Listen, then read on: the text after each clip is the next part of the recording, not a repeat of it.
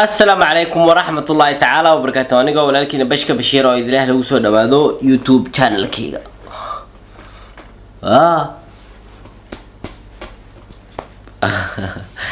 هدي أتاي ماركي كوريس أصوب قطع يوتيوب channel كينا فضلا هايلو وينا سبسكرايب باع كوسيس فيديو قال لايك ري هذا ومحسنت هو برا مرق أنا قرر مع المها وأسكيا بناهي guys.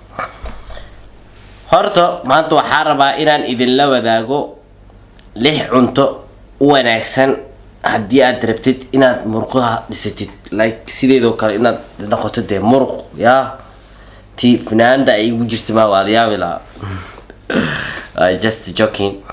markaan kaftan kasoo tagno maanta waxaan rabaa inaan idin la wadaago 6 cunto wanaagsan jirkaagana aad kugu dhisaa haddii aad isticmaashid. waa 6 cunto basiid ah. marka cuntada ugu horeysa maxay tahay oo aad u baahan tahay haddii aad doonayso murqaha inuu dhaqso ku dhismaan muscle fiican aad yeelatid waa brown rice. mostly brown rice Soomaalideena u badno brown rice kaas aad u wanaagsan. brown rice wuxuu ka qayb qaadanayaa murqaha inuu ku dhismo. waa bariiska brown rice ayaa la yiraahdaa. brown rice kaas raadi then brown rice ka haddii aad meeshii aad bariiska kala aad ka cuni jirtay adi brown rice kaas raadi kulli at this time hadda Soomaaliya waa la keenaa oo maleeyaa brown rice kaas aad u wanaagsan yahay isticmaal. waa number 1 murqahaaga ama aad ugu wanaagsan yahay oo protein. cuntada labaad ku soo xigta waxa weeye banana mooska wax ka wanaagsan ma jirto caafimaad ahaan haddii ay noqoto xagga exercise maalin inaad ka ahaatid mooska ma ahan. mooska warka waa important asigana ku dar raashinkaaga daily aad isticmaalaysid oo gymka ku dar. waa mooska maalintii laba xabo moos haddii aad cunto waa wax weyn. haddii aad 3 ka dhigi kartana waa ka marka waa mideena labaad. midda saddexaad eggs ukunta ayadana waaba lagama maarmaan. dad qaar ayaa waxay dhahaan xasaasiyo ku qabaa haddii aan cuno kani ukunta ma cuni karo ukunta sidaan. so haddii aad ukun cuni karin murqahaaga ayagana koriinkooda ayaa yaraanaya. marka isku day inaad isbarto wax walba waa la isbaraa. ukunta haddii aad baratid waa cuni kartaa. haddii aad qaybta jaalaha iska reebtid xitaa waa caadi. qaybta cadaanka keliya aad cunto. mostly qaar Soomaalidu waxay ku leeyihiin qaybta jaalaha oo anaga jecelnahay qaybta cadaanka ma jeceli. so qaybta cadaanka ayaa protein ah. marka jaalaha waa fat. so adiga ma u baahan haddii aad murqaha badan dhigaysid mar walba jaalaha iska yaree. waa mideena saddexaad. cuntada afraad oo aad ku wanaagsan waxay tahay peanutka yani looska asigana waa wax aad u wanaagsan. waa igana protein u leeyahay. gymka markaad sameynaysid looskaas waa lagama maarmaan. ha iska badin laakiin haddii too much aad u isticmaasho si hadda goor aan macalinka daawanayo wuxuu ku leeyahay calool iyo gadaal ka weynaanay oo dhahay. so si aysan u dhicin adiga qiyaas maalintii in kugu filan isticmaal. shay kasta haddii aad tankiisa dhaafsiisid waxaa laga yaabaa inuu dhibaato ku keeno oo adan kala weynaatid. so looskaas aad u wanaagsan yahay asigana isticmaal. maalintii hal qaad haddii aad ku darsatid best jirkaaga waa ka dareemaysaa. midda shanaad whey protein horta markaad exercise ama jimicsi aad sameynaysid waxaa u baahan tahay proteinada kala badan. horta waxay ku xiran tahay at that time body shape-kaaga nooca uu yahay ama nooca aad doonaysid. haddii aad qof aad u caata aad tahay waxaad isticmaalaysaa mass gainer. waxa weeye ayda faatka ku badan sidoo kale waad kusoo weynaanaysaa. haddii laakiin aad qof lean aad tahay already hilib yar aad lahayd laakiin murqaha aad rabtid inaad dhistid mostly waxaa wanaagsan whey protein. mostly anaga Soomaalideena waxaa aad u wanaagsan ama jirkeena uu markiiba la qabsan karaa whey proteinka. proteinadana waxaa wanaagsan whey proteinka laakiin waxaa jirta 10 hore proteinada aan ugu sameeyay jiro noocyada ay kaliin waxyaabo u baahan tahay video ku jira kanal ku jira waa daawan kartaa. المهم adiga maanta waxaan kugula talinaya whey protein isticmaal. whey proteinka habeenkii iyo subax markaa soo toosto ayaad isticmaalaysaa, aad ay wanaagsan tahay ayadana habdhiska jirkaaga ay ka qayb qaadanaysaa. marka whey protein waa mideeni shanaad. midda lixaad aan kusoo gabagabeynaya ee waxay tahay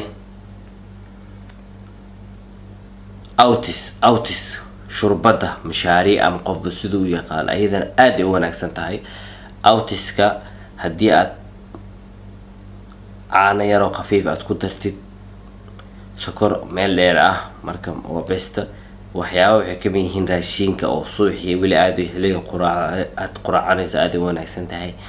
outiskaas ku dadaal haddii aad reere exercise aad tahay ama jirkaaga inuu dhisma aad doonaysid outiska ayadana waa kuu muhiim.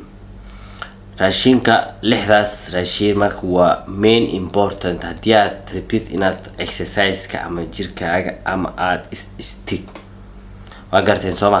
sidoo kale most horta raashinadu way badan yihiin haddii lagu dhaho chickenka waa, laakiin sixkan waxaa waaye aas-aasi.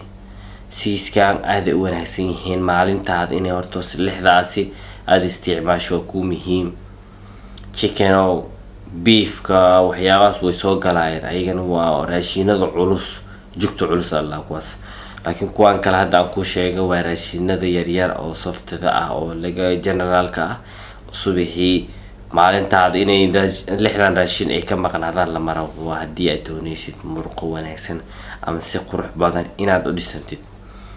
marka sidoo kale horta asxaab badan waxaa jirta oo niyo diet planka u baahan. diet planka horta waa rabay inaan idiin soo geliyo. mostly diet planka aniga aan sameeyo horta wuu adeeg yahay. qofka markaad u sheegto horta youtube-ka aad aragtaan qof walba diet plan oo isticmaalaa jira qutu asiga raacay. hadba waxay ku xiran tahay resultigu asigu tijaabinayo ama adkaysiga qofka uu leeyahay. ana diet plan horta waxaan sameeyaa oo qudaar ah oo waxaa waaye hard waaye 40 beri ah hore nin karaalka usoo geeyay. diet plankaas aad u adag yahay dad qofka ma wadi kara xitaa, laakiin qofkii adkaysi leh unbaa wadi kara. sababta aan u adkeeyay wuxuu yahay diet plankaas aniga walaa marka hore anaa isku tijaabiyay nafsadeyda waana ku najaxay maasha allah. waxaa u ekaada muruq intaa dhaaf ani dhan waxaa heer waxaa la gaara computer inay ku tarniyo adi dhan waxa u ekaad computer camal. so waa diet plankii aan sameeyay within 40 days waxaa iskugu bedelay ani dhanba. maalinta aan sameeyay diet plankaas waa go-aan qaato ahaa alxamdulillah waa ku najaxay. so diet planka asxaabta badan aad u xiiseynayso horta waxaan diet plankan uu badan yahay noocyo badan oo diet plan ku jira oo youtube-ka kii aan raacdid ba at that time horta waxay ku xiran tahay main thing waa go-aan qaadashada adiga saa go-aan u qaadaysa. haddii aad tahay qof go-aan leh wixiina wadaayo dietkan ama maalintaad bilowday ilaa maalin muddo qabsanaysay diet planka 8 toddobaad 3 toddobaad 2 toddobaad hadba waxay ku xiran tahay miisaanka adiga aad tahay. marka mid walba adiga almuhiimka aan kugula talaa waxay tahay diet plankan anigana insha allah marba waan soo gelin doonaa haddii miisaanka inta diet planka aad isticmaalaysid. laakiin mar walba go-aan qaadashada ku dadaal. haddii aad cuntona jeceshahay aad maalin walba 2 saac ordaysid amaba gym aad tegaysid waa isdaalinaysaa mahane diet planka waa main important. gymka lagu sheegaya horeyna waa idinkugu sheegay 30% waa 30 iyo 70 kale waa cuntada yaa badan. marka waa laba jibaar. halkaas waxaa kaaga cad marka muhiim inay tahay cuntada. dadka qaar waxaa way gymka la tagaa war gyma soo qaaday wixii ka hor imaaday cunaya. so adiga result ma helaysid. cunooyinka badanaa way badan yihiin kanaalkana way ku jiraan insha allah dabagal insha allah success waa guuleysan doontaa anagoo dhan allah naga dhiibay kuwa guuleysa dhan kasta ama qof walba dream ku leeyahay alla warmeeyo. haddii aad videogan ka heshay ha iloobin inaad la gareyso asxaabtaada kala sii share garay. waxaad faa'iido kaliya ay kugu ekaan asxaabtaada وترى waxay leeyahay wassalaamu calaykum waraxmatullaahi tacaala wabarakaatuh. peace and love. nabad action boom.